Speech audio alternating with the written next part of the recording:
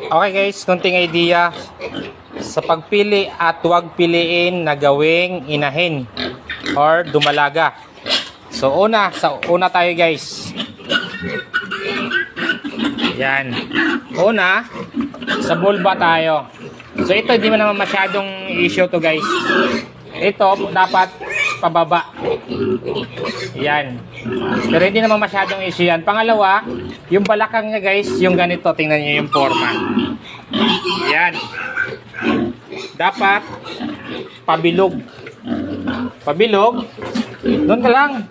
Nagano ako eh. Tapos yung didi nito guys dapat 14 pataas. Kahit yung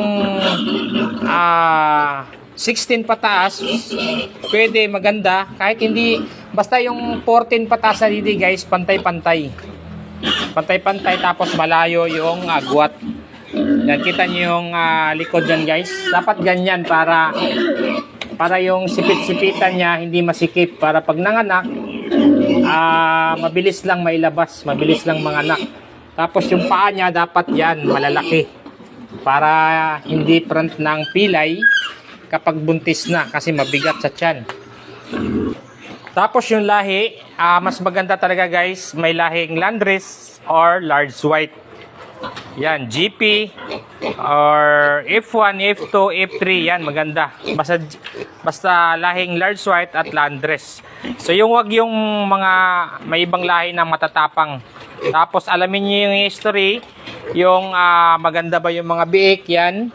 Kung maramihan bang mag-anak, maalaga ba sa anak, dapat ganun. Alam niyo yung history. Umihi pa guys. So kita niyo yung likod guys, yung balakang niya. Bilog. Huwag yung patulis kasi mas mahihirapan yung mga anak yung inahin yan. Kasi nga masikip yung sipit-sipitan yan.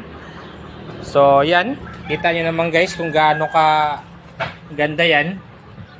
Anak po ng ipuang ko yan.